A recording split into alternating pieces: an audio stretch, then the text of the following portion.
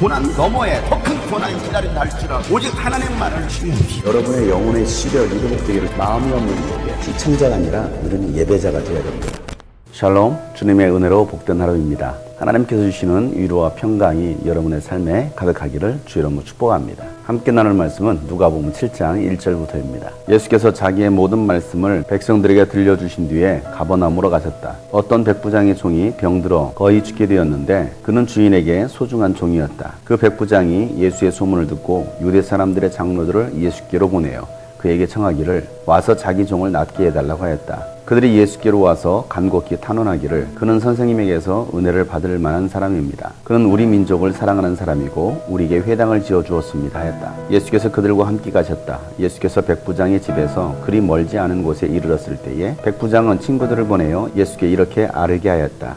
주님, 더 수고하실 것 없습니다. 저는 주님을 내 집에 모셔드릴 만한 자격이 없습니다. 그래서 내가 주님께로 나아올 엄두도 못 냈습니다. 그저 말씀만 하셔서 내 종을 낫게 해주십시오. 나도 상관을 모시는 사람이고 내 밑에도 병사들이 있어서 내가 이 사람들어 가라고 하면 가고 저 사람들어 오라고 하면 옵니다. 또 내 종들어 이것을 하라고 하면 합니다. 예수께서 이 말을 들으시고 그를 놀랍게 여기시어 돌아서서 자기를 따라오는 무리에게 말씀하셨다. 내가 너희에게 말한다. 나는 이스라엘 사람 가운데서는 아직 이런 믿음을 본 일이 없다. 심부름 왔던 사람들이 집에 돌아가서 보니 종은 나아 있었다.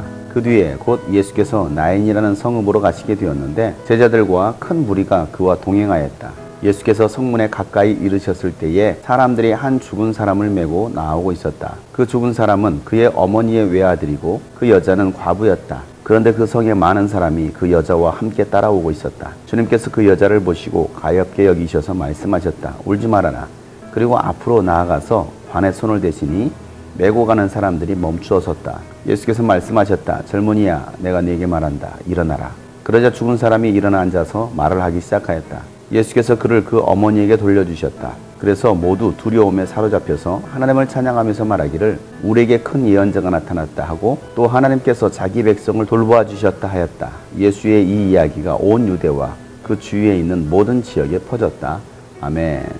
예수님께서 가버나움에 들어오셨습니다. 그때 가버나움에 한 백부장이 있었습니다. 그에게는 그가 소중히 여기는 한 종이 있었는데 그 종이 병이 들어 죽게 되었습니다. 그때 백부장은 예수님에 대한 소문을 듣게 되었고 그 종을 살리고 싶은 마음에 유대 장로들을 예수님께로 보냅니다. 그래서 유대 장로들은 예수님 앞에 나와서 백부장의 이야기를 합니다. 백부장은 로마 군대에 소속되어 있는 사람입니다. 이방인이었습니다. 그럼에도 불구하고 그는 유대인들이 믿는 야훼 하나님에 대한 마음이 있었습니다. 그래서 유대인들을 위해서 회당도 지어주고 또 특별히 이스라엘 민족을 사랑했습니다. 유대인들은 이 백부장에 대한 고마움이 있었기 때문에 예수님께 찾아와서 그 백부장의 소원을 들어주기를 간청을 했습니다.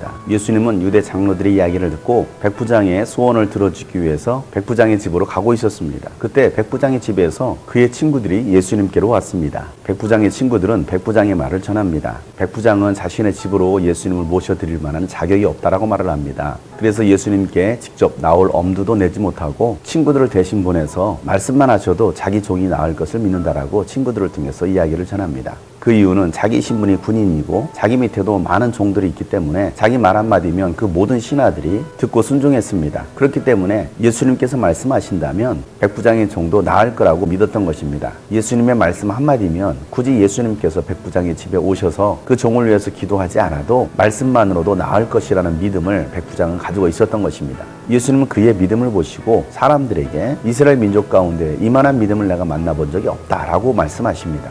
백부장은 유대인이 아니었음에도 불구하고 그는 하나님을 신실하게 믿었습니다. 또한 예수님의 하시는 사역을 듣고 예수님이 우주 만물을 창조하신 창조주 하나님이시라는 것을 그는 인정했습니다. 그렇기 때문에 굳이 예수님께서 직접 오시지 않으셔도 말씀 한마디로 우주 만물을 창조하셨던 그 능력이 예수님에게 있음을 믿고 말씀만 하셔도 낫겠다라는 그 믿음을 가지고 있었던 것입니다. 백부장이 가졌던 이 믿음은 위대한 믿음이었습니다. 말씀을 믿는 믿음이었습니다. 말씀이 살아 역사한다라는 것을 백부장은 믿었습니다. 여러분은 기록된 하나님의 말씀을 하나님으로 여러분 믿으십니까? 예수님께서 하신 말씀을 여러분은 살아 움직이고 있다는 것으로 여러분 인정하시고 믿으십니까? 백부장의 믿음이 우리 가운데 있다고 한다면 오늘도 이 말씀은 우리 삶 속에서 살아 역사할 것입니다. 백부장의 친구들이 백부장의 집에 갔을 때 그 종이 나았습니다. 예수님이 가지 않으셔도 말씀만으로도 그 병이 나은 것입니다. 이 백부장이 가졌던 하나님의 말씀을 믿는 그 믿음이 오늘 우리 가운데 있기를 소망합니다. 그래서 2021년도 말씀이 내 삶 속에서 살아 역사하고 움직일 수 있도록 말씀의 믿음이 여러분 가운데 있기를 축복합니다. 예수님은 다시 나인성이라는 도시로 들어가게 됩니다. 그곳에는 한 과부가 있었습니다. 예수님께서 그 마을에 들어가실 때에 사람들이 한 죽은 사람을 메고 나오는 것을 보게 됩니다. 이 사람은 그 과부의 아들이었습니다. 비록 과부였지만 그 성에서 이 여인은 인정받았던 것 같습니다. 그렇기 때문에 그 장례 행렬에 많은 사람들이 나왔습니다. 그리고 그의 죽음을 안타까워했습니다. 예수님은 이 여인을 안타깝게 여기시고 관에 손을 대시면서 젊은이야 일어나라 라고 말씀하십니다. 그러자 죽은 아들이 살아납니다. 죽은 아들이 살아난 것을 봤던 많은 사람들이 놀라면서 하나님을 찬양합니다.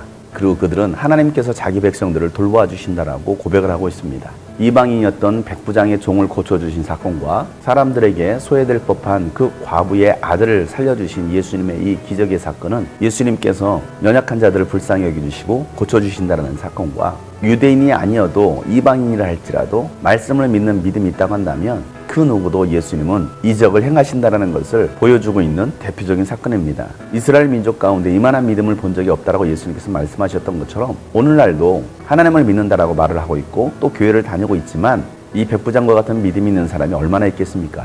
유대인들보다도 더 나은 믿음을 가졌던 사람이 바로 이방인이었습니다. 그리고 연약하고 소외된 한 사람을 위로해 주시고 죽은 아들을 살려주시기 위해서 예수님은 나인성으로 찾아가셨던 것처럼 오늘도 예수님은 슬픔을 당하고 아픔과 고통 가운데 있는 사람을 찾아가셔서 예수님께서 고쳐주십니다. 죽은 아들을 살리셨던 예수님께서 여러분의 죽은 영혼, 죽은 교회, 죽은 가정, 죽은 이 민족을 주님께서 살려주실 것을 믿습니다.